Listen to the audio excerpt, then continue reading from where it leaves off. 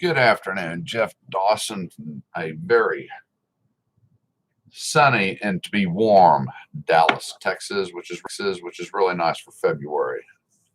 Many places in the United States, up north and to the east, aren't enjoying such fine weather. Well, that's one advantage to being in Texas.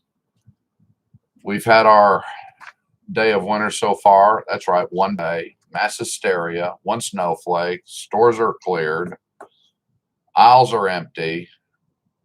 It was just ridiculous for one day.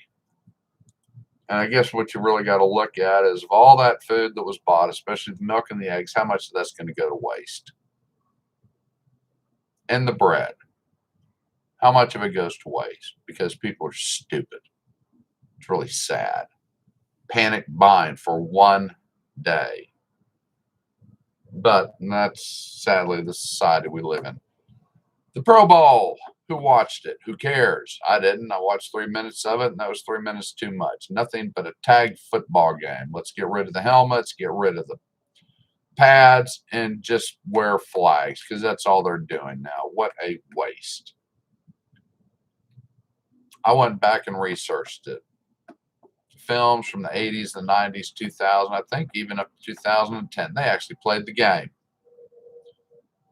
Now they're just showing up, getting paid horrendous amounts of money to do what? Nothing.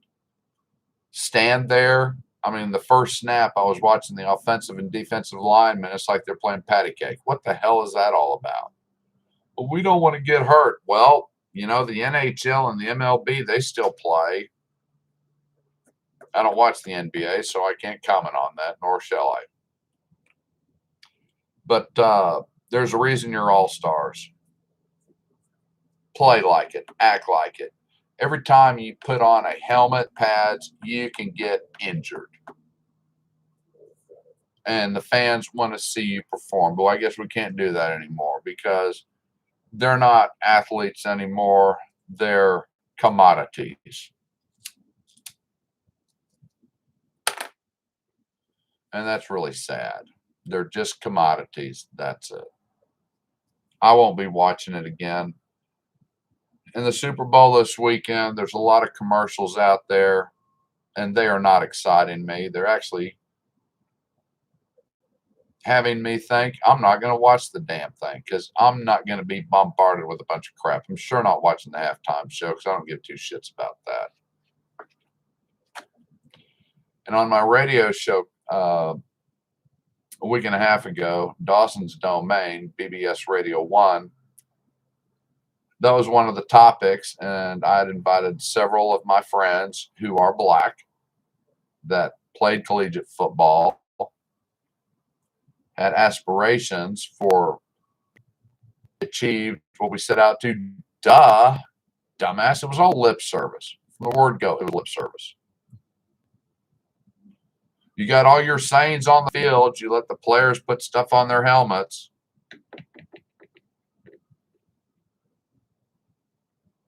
But the topic, Flores is suing the NFL for racism. While the NFL has been one of the biggest leaders of BLM and supporters and contributors. So you got a sport where, depending on what stat you want to read, which I've got right here, some people say it's the NFL is composed of 74% black. Some of the other studies I found, for my glasses,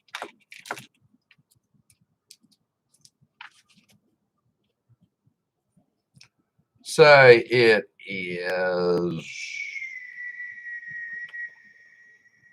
damn, where is it? It's right here. Look at your notes, Jeff.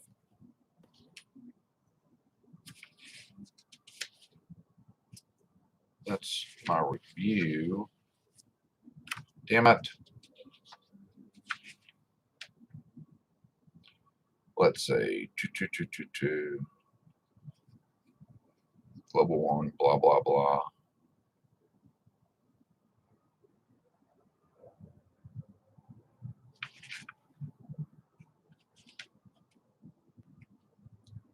Oh, hang on a second. That's the wrong one. It helps when you have the appropriate notes in hand, because I didn't file last week's. Here we go. Here we go. Here we go. Here we go. Oh, it was a riveting show, I will say that. That was the electric. Oh, here it is. And these are from 2020. 68% are black, 28.6 non-Hispanic white. What the hell is non-Hispanic white? What is it with all these damn labels? And another one said it was 57.5. So you just figure out which is the right number, because they can't even get straight on that. It's appalling.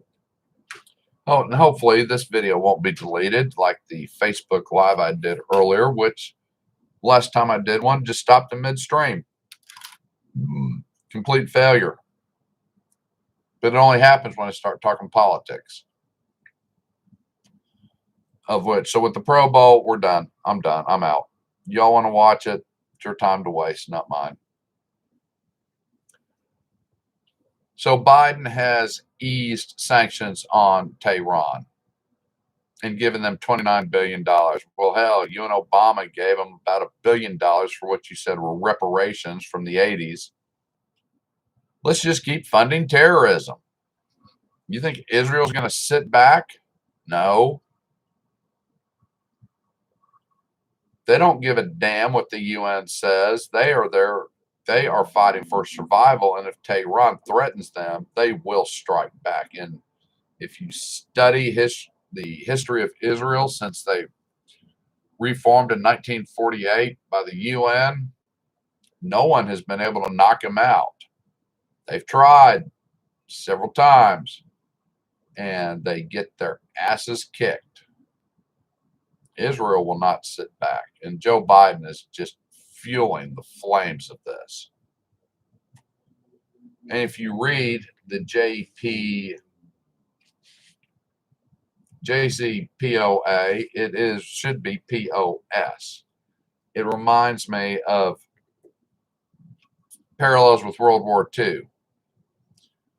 I mean, under this agreement, civilian contractors can monitor what Tehran is doing. Yeah, like they're going to let you monitor what they're doing. They're going to let you see what they want you to see, just like the Germans did at the POW camps and at the Eisenstadt in Czechoslovakia, when the Red Cross and diplomats and dignitaries from Sweden and Switzerland came to look at it and how it was a little camp and couldn't understand what the Jews were upset about. They just didn't look deep enough, or they didn't want to look deep enough. I mean, look at all these stores and all these shops. The only problem is no one could buy anything. And after the war and the revelations of the horror of the Holocaust, agreement with Tehran is no better than the Munich Agreement in 1938, where Neville Chamberlain declared peace in our time.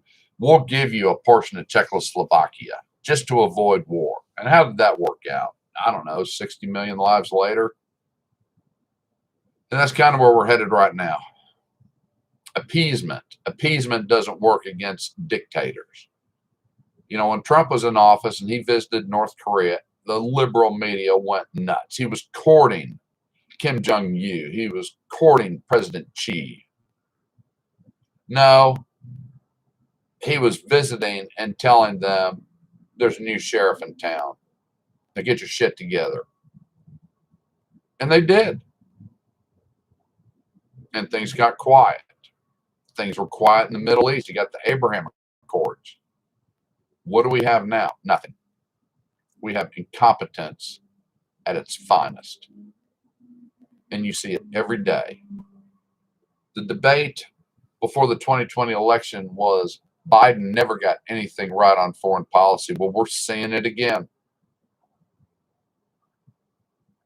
We're seeing history repeat itself. He doesn't have a clue what he's doing. Nothing.